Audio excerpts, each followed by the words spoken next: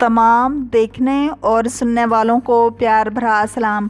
طارق بن زیاد بربر نسل سے تعلق رکھنے والے مسلم سپہ سالار اور بنو امیہ کے جرنیل تھے، جنہوں نے 711 عیسوی میں ہسپانیہ اسپین میں عیسائی حکومت کا خاتمہ کر کے یورپ میں مسلم اقتدار کا آغاز کیا۔ انہیں اسپین کی تاریخ کے اہم ترین عسکری رہنماؤں میں سے ایک سمجھا جاتا ہے۔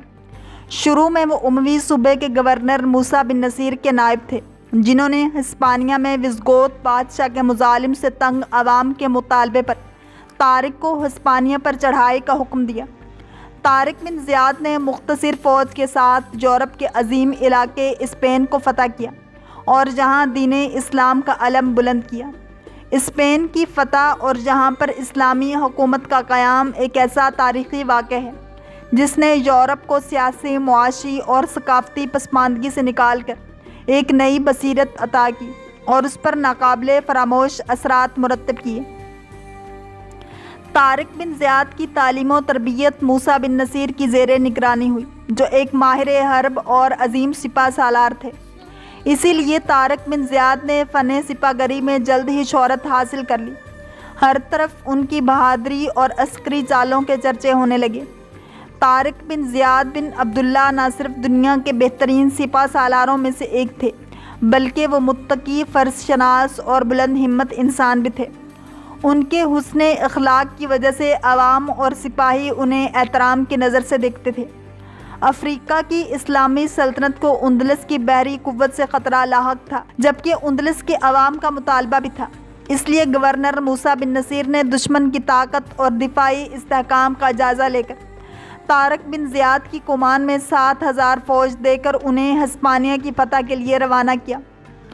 30 اپریل 711 عیسوی کو اسلامی لشکر ہسپانیہ کے ساحل پر اترا اور ایک پہاڑ کے نزدیک اپنے قدم جما لیے، جو بعد میں طارق بن زیاد کے نام سے جبل الطارق کہلایا۔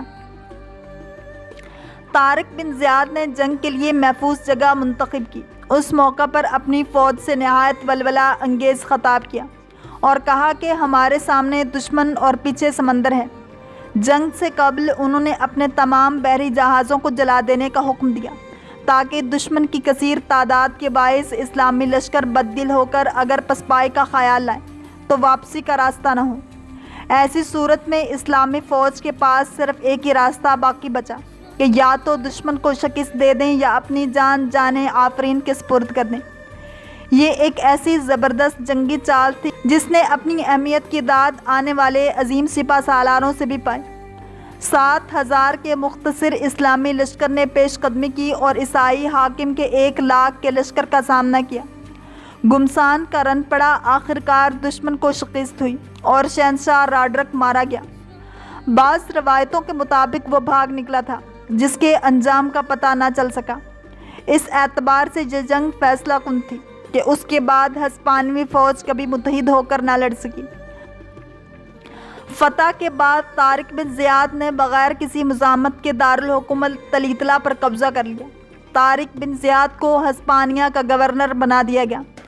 طارق بن زیاد کی کامیابی کی خبر سن کر موسیٰ بن نصیر نے حکومت اپنے بیٹے عبداللہ کے سپرد کی اور خود طارق بن زیاد سے آ ملے۔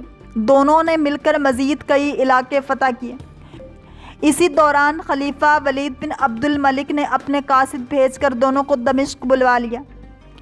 طارق بن زیاد 675 عیسوی میں الجزائر کے مغربی صوبے وہران میں پیدا ہوئے۔ زندگی کی 45 بہاریں دیکھنے کے بعد 720 عیسوی میں وفات پا گئے۔ طارق بن زیاد طویل قد و قامت کے مالک تھے۔ ان کی نسل سے متعلق مختلف روایتیں پائی جاتی ہیں۔ پہلی روایت ان کو افریقی بربر قبیلے سے جوڑتی ہے۔ دوسری روایت کے مطابق ان کا تعلق ایران کے صوبے ہمدان سے تھا۔ تیسری اور آخری روایت کہتی ہے کہ ان کے آباء و اجداد کا تعلق یمن کے علاقے حضرموت سے تھا۔ طارق بن زیاد کے نسب کی طرح ان کی زندگی کا اختتام بھی پر اسراریت کے پردوں میں دبا ہوا ہے۔ مشہور یہ ہے کہ طارق موسیٰ بن نصیر کے ساتھ دمشق لوٹ آئے تھے، جس کا سبب دونوں کے درمیان اختلاف تھا۔ آخر کار خلیفہ الولید بن عبد الملک نے دونوں کو معزول کر دیا۔ کہا جاتا ہے کہ زندگی کے آخری ایام طارق نے قسم پسری میں گزارے۔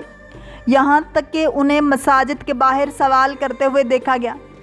اگر یہ بات درست ہے تو پھر اسے اموی سلطنت کے اس عظیم سپہ سالار کے ساتھ بہت بڑی ناانصافی کہا جائے گا۔ موسیٰ تعلقات شورش کا شکار رہے۔ موسیٰ نے طارق کے ذریعے مراکش میں کامیابیاں سمیٹی اور پھر طارق کو بلندی کی طرف جاتا ہوا دیکھ کر حیرت محسوس کرنے لگا۔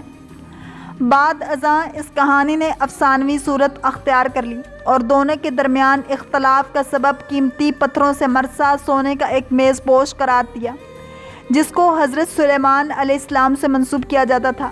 طارق نے جنگوں کے دوران اسے حاصل کیا تھا، آخر کار وہ خلیفہ کے محل کی زینت بنا۔ طارق بن زیاد کے حوالے سے یہ بات مشہور ہے کہ انہوں نے اندلس کے ساحل پر پہنچ کر اپنے بیری بیڑوں کو آگ لگا دی تھی۔ اس کا مقصد یہ تھا کہ ان کی فوج کے سپاہی واپسی کے بارے میں نہ سوچیں۔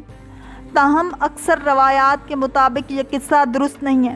علامہ ادریسی کی کتاب کے سوا یہ بات کسی اور جگہ مذکور نہیں ہے۔ ادریسی کا دور فتح اندلس کے 5 صدیوں بعد کا تھا۔ ان تمام امور کے باوجود طارق بن زیاد کا نام تاریخ میں امر ہو کر متعدد مقامات کے ساتھ منسوب ہو چکا ہے، جن میں سرفہرست جبل طارق ہے۔ سال 2012 میں برطانیہ کے مرکزی بینک نے جبرالٹر کی حکومت کے لیے 5 پاؤنڈ کا ایک کرنسی نوٹ جاری کیا، جس پر طارق بن زیاد کی تصویر تھی۔ اللہ کریم ہم سب کو دین اسلام کی پیروی کرنے والا اور عشق مصطفیٰ صلی اللہ علیہ وآلہ وسلم نصیب فرمائے۔ اگر آپ کو یہ ویڈیو پسند آئی ہے تو لائک، شیئر اور سبسکرائب کرنا مت بھولیے تاکہ ایسی ہی اسلامک انفارمیٹیو ویڈیوز آپ تک پہنچتی رہیں۔